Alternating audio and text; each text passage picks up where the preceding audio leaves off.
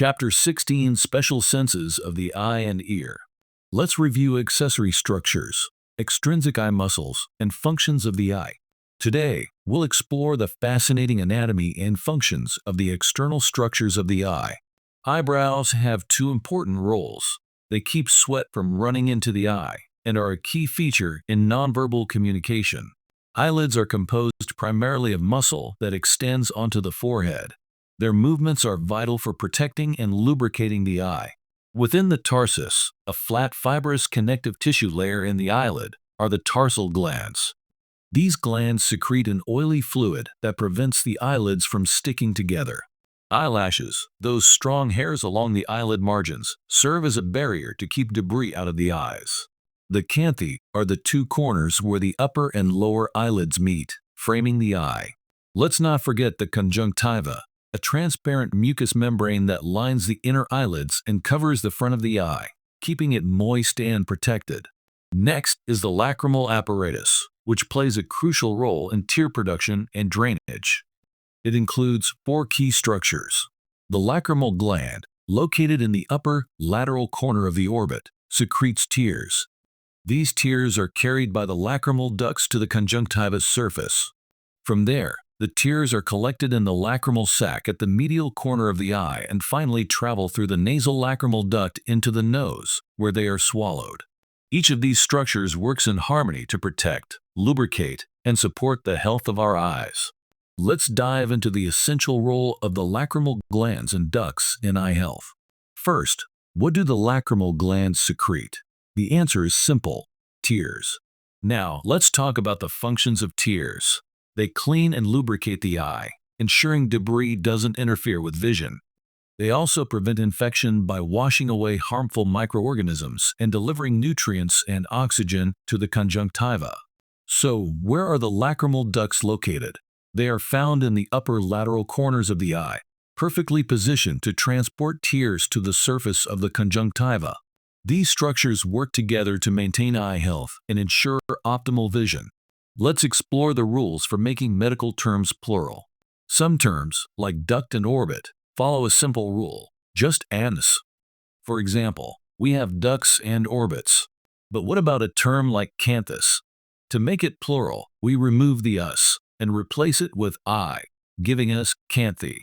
Understanding these rules helps ensure proper usage of medical terms in both written and verbal communication. Let's focus on the word conjunctiva. First, let's practice its pronunciation: conjunctiva. The conjunctiva is the inner lining of the eyelids, which plays an important role in protecting the eye. Now, let's break down another related term: conjunctivitis. The suffix itis means inflammation, so conjunctivitis refers to inflammation of the lining of the eyelids.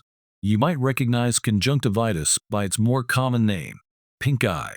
It's a condition that often causes redness, swelling, and irritation. Let's talk about stereopsis. This is the process where both eyes work together to create a three-dimensional perception of objects. Now, for stereopsis to function properly, all 6 extrinsic eye muscles must work together in perfect harmony. Take a look at the figure here. It shows the placement of the 6 muscles in the eye orbit. These muscles control the movement of your eyes, allowing them to focus together on the same object. This coordination is what enables us to see in 3 dimensions, which is critical for depth perception. Understanding the role of these muscles gives us insight into how complex and precise the human visual system really is. Let's discuss the function of the eyeball, an incredible organ responsible for our sense of sight.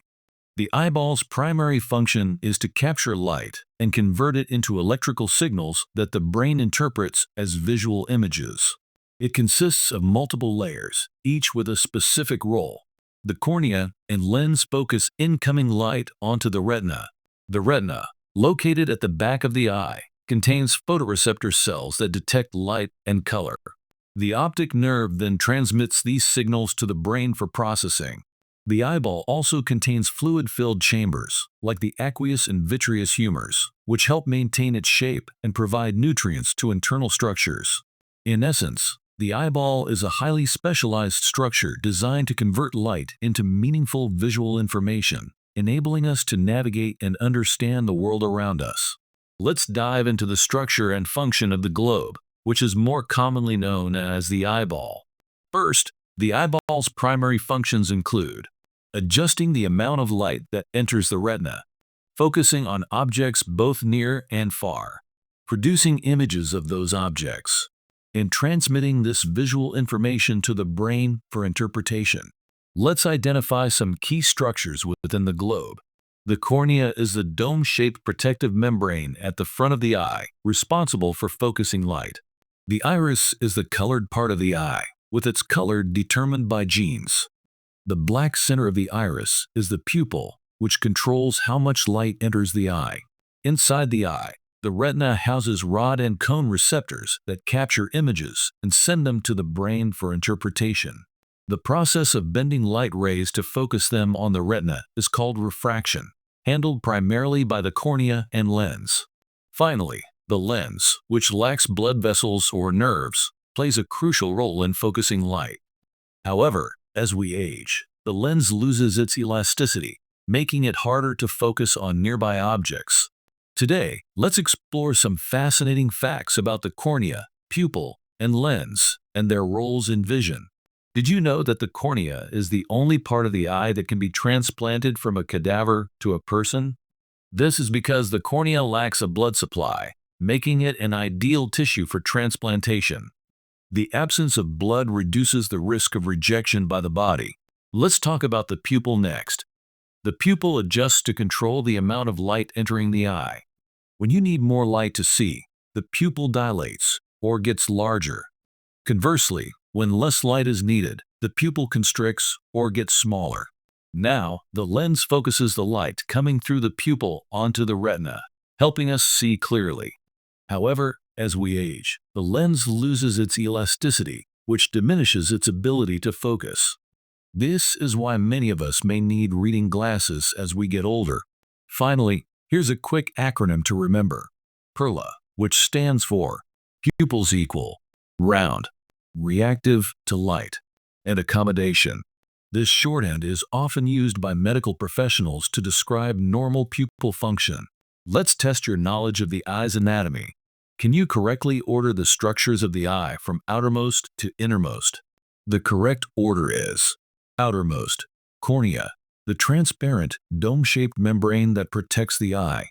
Iris, the colored part of the eye, which determines how much light enters. Pupil, the black circular opening in the iris that controls the light entering the eye. Lens, which focuses light onto the retina. Innermost, retina, the light-sensitive layer at the back of the eye that sends images to the brain. Let's talk about the pupil and its important role in the eye. The pupil is responsible for controlling the amount of light that reaches the lens, allowing the eye to adjust to different lighting conditions. Now, let's discuss some linguistic details. The plural form of pupil is pupillae. Let's practice saying it together. Pupillae. Emphasize the bolded syllable, pill. The adjective form is pupillary. Repeat after me. Pupillary. Again, emphasize the bolded syllable, pill. Let's dive into the fascinating role of the retina, the final destination for light rays. Take a look at the figure on the screen. The retina is about the size of a postage stamp, but plays a crucial role in vision. It's here that light rays are converted into signals for the brain to interpret. Speaking of signals, which nerve transmits these signals from the retina to the brain? That's right, the optic nerve. Now, let's discuss color blindness, a hereditary condition caused by a lack of one of the three cone types in the retina. The most common form? The inability to distinguish between red and green. Finally, what about night blindness? Common causes include uncorrected nearsightedness, cataracts, retinitis pigmentosa, vitamin A deficiency, and glaucoma. Let's focus on the macula lutea, a small yellowish spot located on the back of the retina. Within the macula, you'll find the fovea centralis, a tiny pit at its center. This is the region of the retina responsible for the highest visual acuity, allowing us to see sharp and detailed images. Now, let's talk about visual acuity itself. This refers to the sharpness and clearness of an image essential for distinguishing fine details in what we see. Without a healthy macula and fovea centralis, our ability to see objects clearly and distinctly would be significantly impaired. Let's take a closer look at the various chambers of the eye, illustrated here. The eye is divided into two main cavities, the anterior cavity and the posterior cavity. In the anterior cavity, you'll find the aqueous humor. This clear fluid has an essential function. It removes waste products from the eye and helps maintain the internal chemical environment, keeping everything balanced. Now, let's move to the posterior cavity. Here we find the vitreous body, a transparent jelly-like substance that's critical for maintaining the shape of the eyeball. Understanding these chambers and their functions is key to grasping how the eye remains structurally sound and functional. Let's discuss how nerves leave the orbit and how visual information is processed. Nerves exit the orbit through the optic foramen, Latin for hole. This passageway allows the optic nerve to carry visual signals to the brain. But where are these visual stimuli interpreted? That happens in the occipital lobes of the brain, the region responsible for processing visual information. At the optic chiasm, there's a fascinating crossover fibers from the medial half of each retina cross to the opposite side of the brain. This crossing is essential for proper visual field integration, allowing us to see a cohesive image of the world around us. Understanding these pathways helps explain how the eyes and brain work together to create vision. Refraction refers to the bending of light rays as they pass through different materials of the eye, such as the cornea and lens. This bending helps focus the light directly onto the retina to create a sharp image. The cornea plays the primary role in refraction, accounting for most of the light bending. The lens, on the other hand, fine-tunes this focus, allowing us to see objects both near and far. This precise bending is crucial for clear vision. If the light rays don't focus on the retina properly, it can lead to refractive errors like nearsightedness, farsightedness, or astigmatism. To summarize, refraction is the eye's ability to adjust light and bring images into focus on the retina, a process that makes clear vision possible. Let's review the disorders of the eye. Let's discuss conjunctivitis, also known as pink eye. Take a moment to look at the figure illustrating this condition. Conjunctivitis is inflammation of the conjunctiva, the clear tissue covering the white part of the eye and lining the eyelids. It's commonly caused by viral contaminants, but can also be caused by bacteria. Environmental factors such as chlorine in pools, soaps, fumes, and smoke can also trigger conjunctivitis.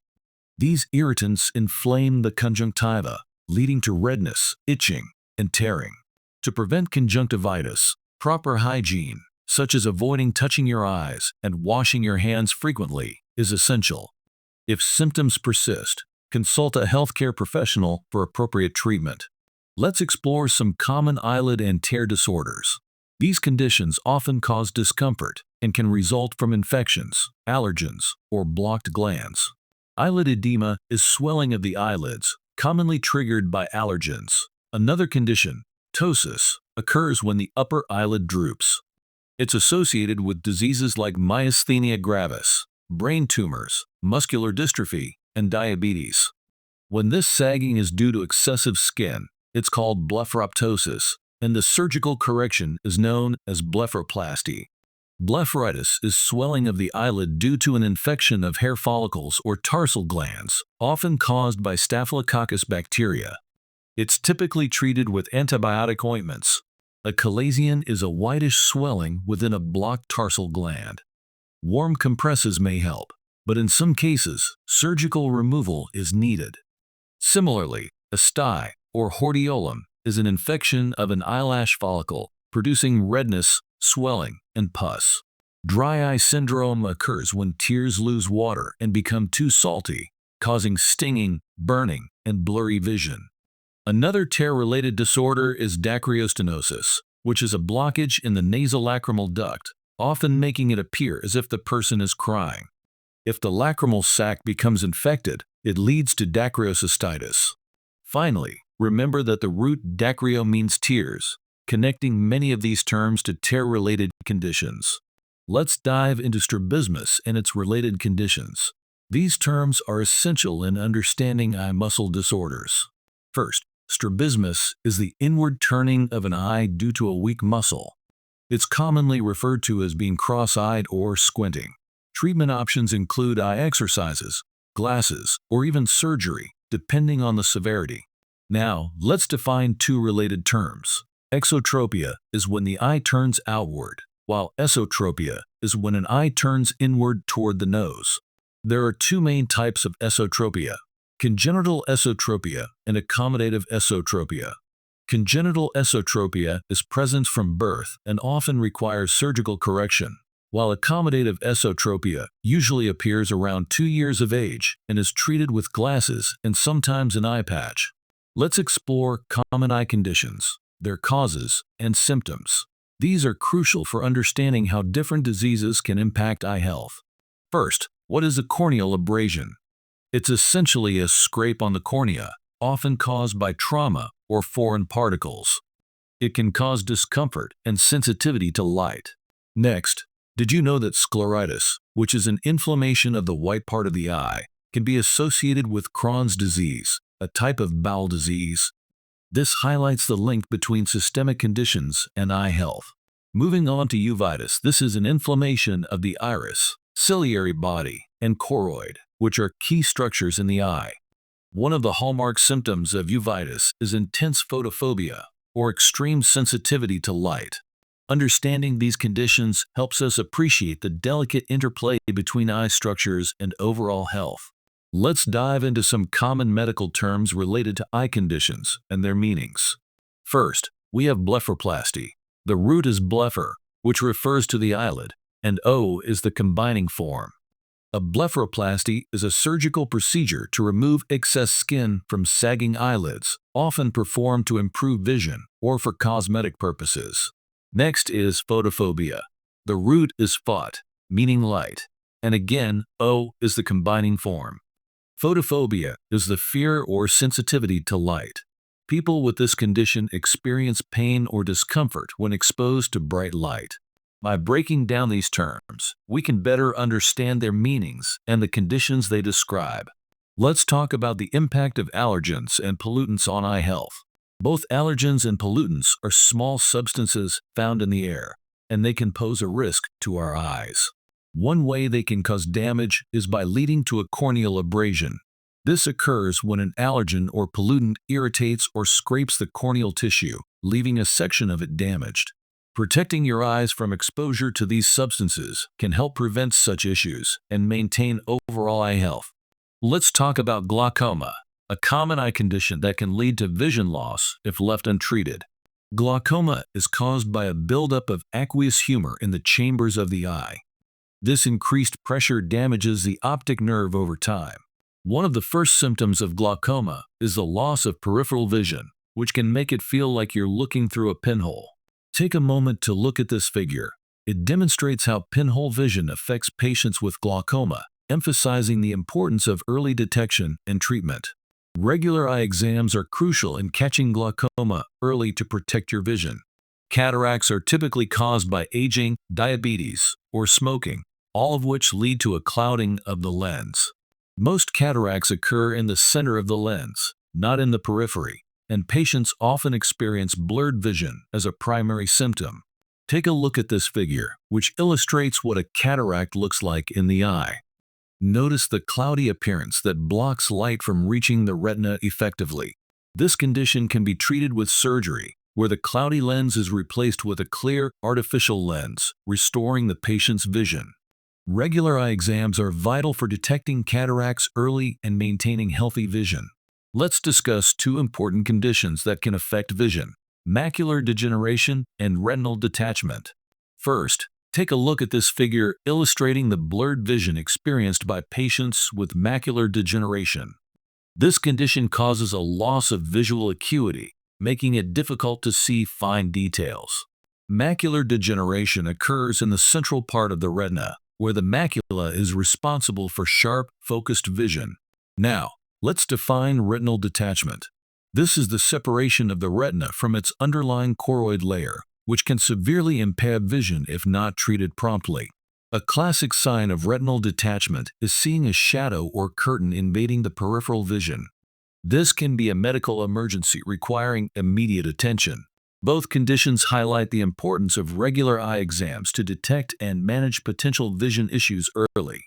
Let's talk about diabetic retinopathy, a condition that affects vision in individuals with diabetes. Take a moment to look at this figure. It demonstrates the vision of a patient with diabetic retinopathy. Notice how the visual field has holes. Some areas are clear, while others are blacked out or blurred. This condition begins with something called a microaneurysm. A microaneurysm is a small balloon-like swelling of blood vessels in the retina. These weakened blood vessels can lead to leakage, causing the symptoms you see here.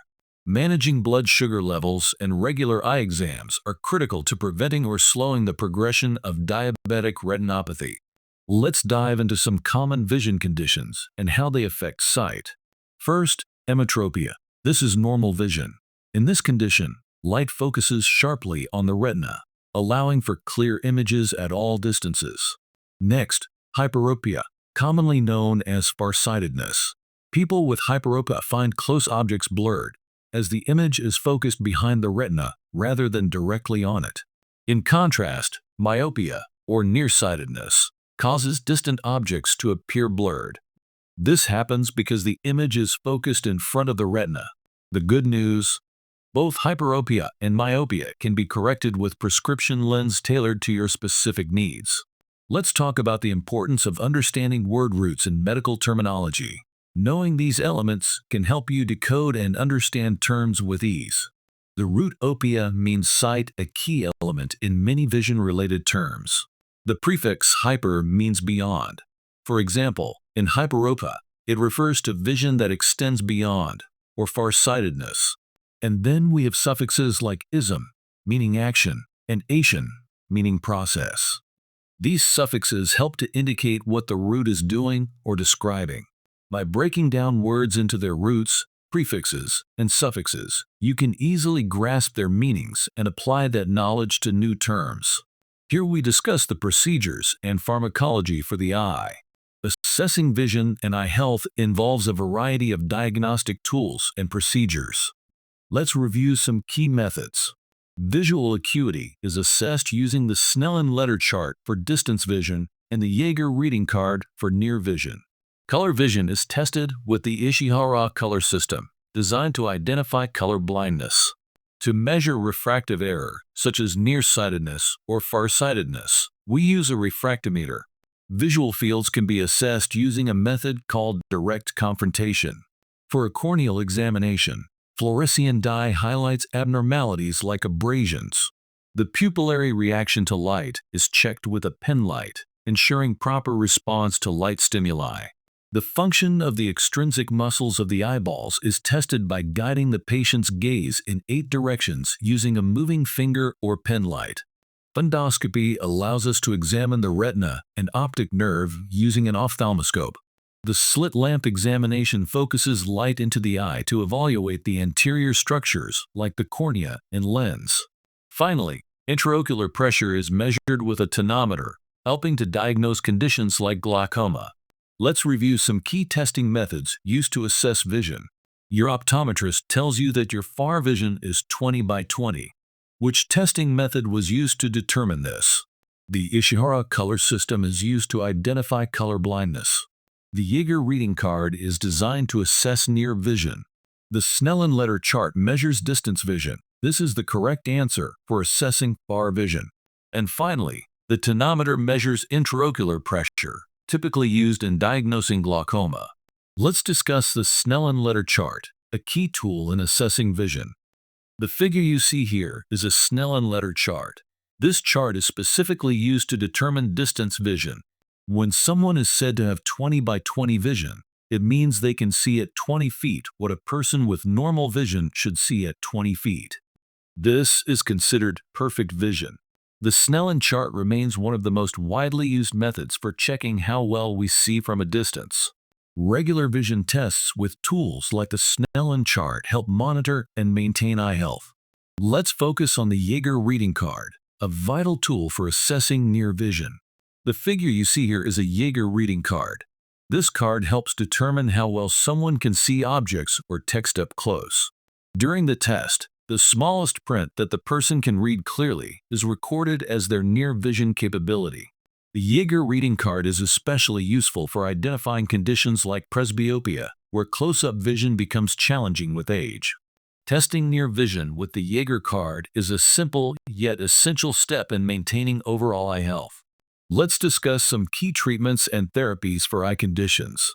First, we have photocoagulation therapy, a procedure that uses laser energy to seal or destroy abnormal blood vessels in the retina, often to treat conditions like diabetic retinopathy. Next is phacoemulsification, a highly effective technique for cataract removal. During this procedure, the clouded lens is emulsified with ultrasound and replaced with an artificial lens. Laser corneal surgery, such as LASIK, reshapes the cornea to correct refractive errors like myopia, hyperopia, and astigmatism. Glaucoma is managed with a comprehensive approach, including eye drops, oral medications, laser surgery, and traditional surgery to reduce intraocular pressure. Finally, corrective lenses, such as glasses or contact lenses, adjust refraction errors by bending light rays before they reach the eye's lens, helping to achieve clearer vision. Let's explore the different types of medications used for eye care and their purposes. Mydriatics are medications that dilate the pupils, allowing for a better examination of the eye. On the other hand, miotics constrict the pupil, often used in specific treatments such as glaucoma. Ocular topical anesthetics temporarily block nerve conduction in the conjunctiva and cornea, providing relief during procedures or examinations. Diagnostic drops, on the other hand, stain conjunctival cells, helping improve diagnostic accuracy. Ocular lubricant drops serve multiple purposes, replacing tears, treating dry eyes, moistening hard contact lenses, protecting the eye during surgery, and treating conditions like keratitis. Anti-infective eye medications, available as drops or ointments, can be antibacterial, antifungal, or antiviral, addressing a wide range of eye infections. Anti-inflammatory medications are critical in allergic disorders, preventing scoring and reducing inflammation after surgery. They help maintain long-term eye health and vision. Lastly, treating glaucoma often requires a combination of medications or surgery. These treatments aim to reduce intraocular pressure and preserve vision. Now, we will discuss the ear and hearing. The ear is a complex organ made up of three sections: the inner ear, the middle ear, and the external ear. Take a look at this figure. It illustrates the three sections of the ear and the structures found within each. Understanding these sections is key to comprehending how we hear and maintain balance. The pinna, also known as the external ear, is the visible part of the ear that we can see without any special instruments like an otoscope. It plays a crucial role in capturing sound waves and directing them into the ear. Each part of the ear has unique structures that contribute to its functions, from capturing sound to converting it into signals the brain can understand. Let's explore each section in more detail. Let's dive into the Latin origins of some common terms related to the external ear. The Latin term for ear is auricle or pinna. Both words refer to the external, visible part of the ear that captures sound waves. The term for wax, as in the substance found in the ear, is cerumen. This waxy secretion helps protect the ear canal by trapping dust and debris. And finally, the Latin term for the external opening of the ear is meatus. It refers to the canal that allows sound waves to travel deeper into the ear. Understanding these terms helps us connect medical language to the anatomy of the ear. Let's dive into the intricate inner ear, which is made up of a series of pathways, as shown in the figure. The inner ear contains specialized structures responsible for hearing and balance. These pathways process sound waves and send the information to the brain via the auditory nerve, ensuring we can interpret and respond to sound. Now, let's discuss conductive hearing loss, which occurs when sound waves cannot properly travel through the external or middle ear to reach the inner ear. Ask yourself, what might cause this condition? Common causes include pathology, impacted cerumen, also known as earwax, an infected external canal, or even a foreign body in the external canal. Understanding the anatomy of the inner ear and the causes of conductive hearing loss helps us appreciate the complexity of our hearing system. Let's talk about the organs of balance, essential structures that keep us steady and oriented in space.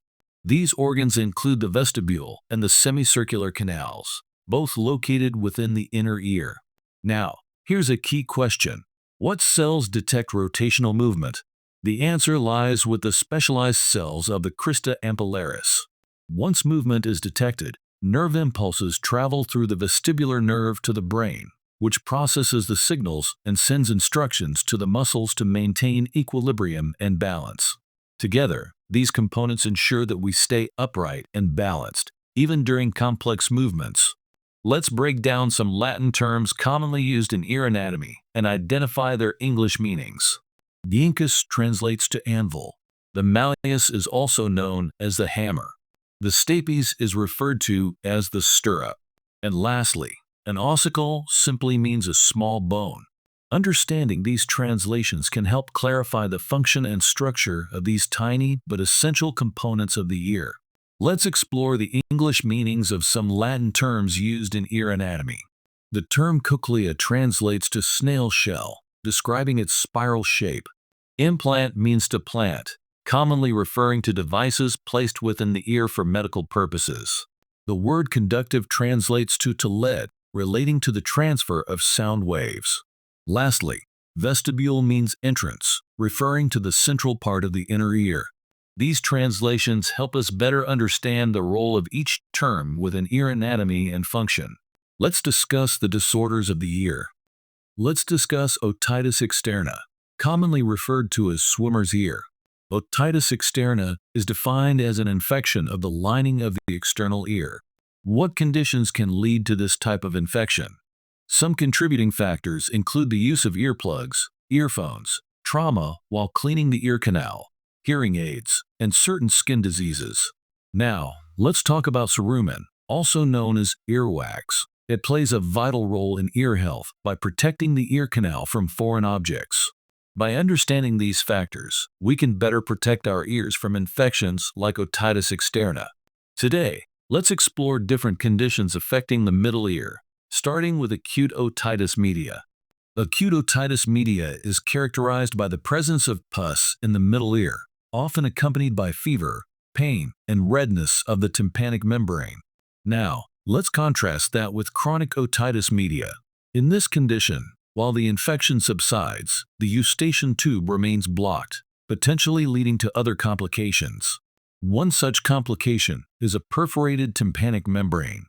This happens when pus cannot escape through the eustachian tube, causing the eardrum to rupture. Another associated condition is the development of cholesteatomas, which are chronically inflamed cells that have evolved into a tumor. These often occur with chronic otitis media. Let's not forget otosclerosis, which causes gradual hearing loss for low and soft sounds. The only effective treatment is to replace the stapes with a prosthesis. Finally, remember that acute otitis media can lead to a ruptured tympanic membrane, highlighting the importance of early diagnosis and treatment. Let's take a moment to discuss some abbreviations frequently used in medical communication, especially regarding ear conditions. First, AOM stands for acute otitis media. This refers to a sudden and painful infection of the middle ear, often with pus, fever, and redness of the eardrum. Next, COM means chronic otitis media.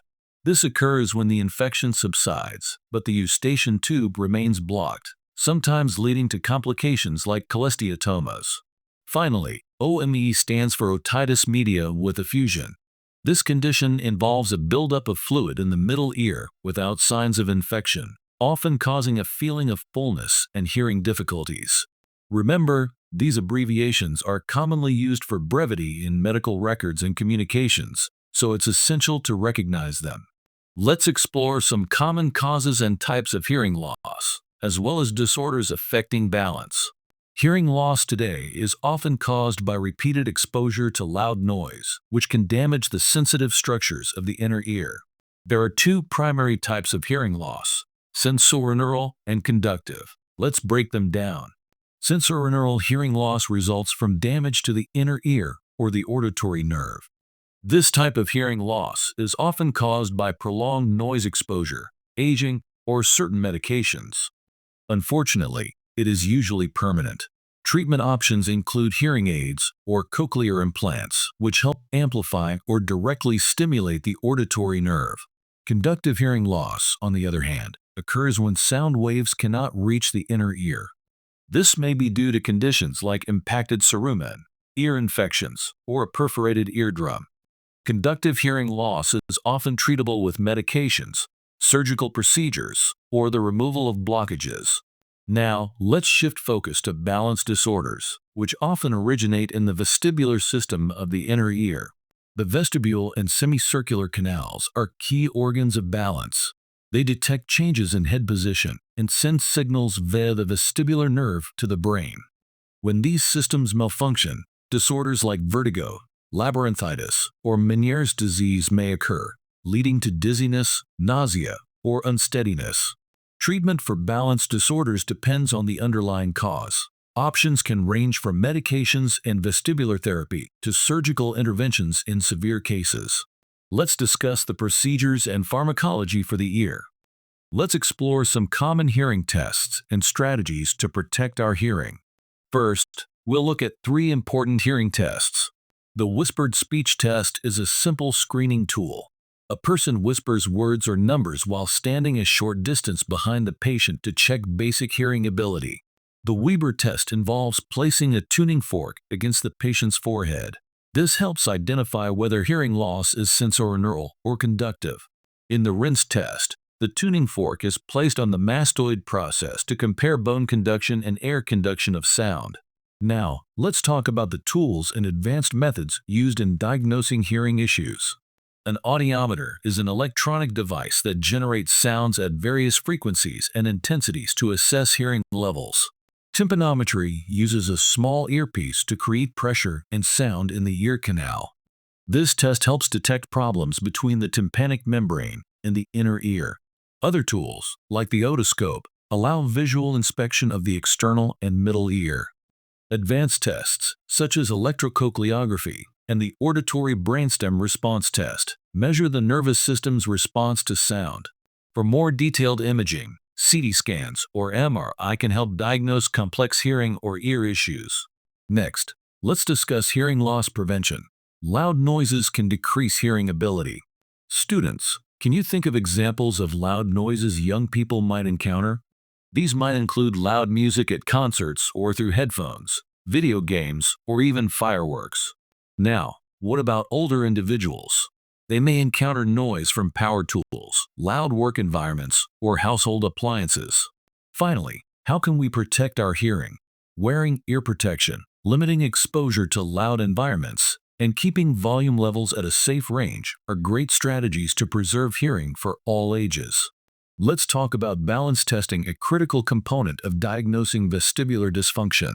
There are 2 primary methods used to evaluate balance: electronystagmography, or ENG, and videonystagmography, or VNG. These tests measure the movement of the eyes as they follow different visual targets. The way the eyes respond helps us identify potential vestibular system issues. Another method, rotation tests, involves monitoring associated eye movements using either electrodes or specialized goggles. This allows us to assess how well the balance organs in the inner ear are functioning. Together, these advanced diagnostic tools provide valuable insights into the causes of balance disorders, helping guide effective treatment plans. Let's explore the treatments and procedures for managing common ear conditions. To equalize pressure in the middle ear with outside air pressure, ear cleaning is often performed. For cases of ear wax blockage, oil is used to loosen the wax, which is then flushed, suctioned, or removed using a curette. When there's necrotic tissue and debris, the procedure known as debridement is used to clean the area effectively. Acute otitis media, or middle ear infection usually responds well to antibiotics. For chronic otitis media with effusion, a myringotomy may be performed. This involves inserting a small hollow plastic tube into the tympanic membrane to drain fluid and relieve pressure. For individuals with sensorineural hearing loss, hearing aids can provide significant improvement. For severe hearing loss, a cochlear implant may be the best option. In cases of positional vertigo, otolith repositioning procedures performed by specialized physical therapists can help resolve dizziness. Additionally, balance-improving exercises taught in physical therapy can aid patients in managing dizziness and vertigo. These treatments and interventions ensure comprehensive care for ear-related conditions, helping patients regain comfort and functionality. Let's discuss some medical terms with the shared root oto, which means ear. Understanding these terms can help you better navigate ear-related conditions and treatments. First, an otologist is a medical specialist who focuses specifically on diseases of the ear. Their expertise ensures precise diagnosis and treatment for ear-related issues. Next, otology is the study of the ear's function and the diseases that can affect it. This field of study is essential for advancing medical care and understanding of the ear. Finally, an otorhinolaryngologist, often called an ENT specialist, treats not only the ear, but also the nose and throat. Their training allows them to manage a wide range of interconnected conditions. Remember, the root oto helps us identify terms related to the ear, providing clarity in understanding medical terminology. Let's discuss some of the commonly used medications for treating ear disorders, categorized by the specific ear region they address. For softening and removing earwax, Debrox is a popular choice. It helps to break down and flush out excess wax effectively. Otitis externa, often referred to as swimmer's ear, is treated with drops like acetic acid, which creates an inhospitable environment for bacteria. Ciprodex combines an antibiotic with a steroid to reduce inflammation, while corticosteroid is another effective antibiotic-steroid combination. Middle ear infections, or otitis media, are commonly treated with antibiotics such as penicillin, amoxicillin, and for those with allergies, erythromycin is a useful alternative. Inner ear conditions like vertigo and balance issues are often managed with medications like meclizine or Valium to reduce dizziness and nausea.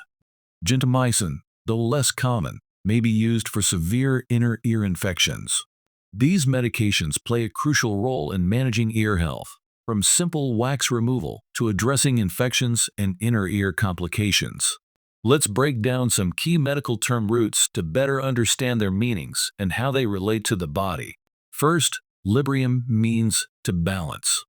This term often connects to maintaining equilibrium, a concept vital in both physical and emotional health.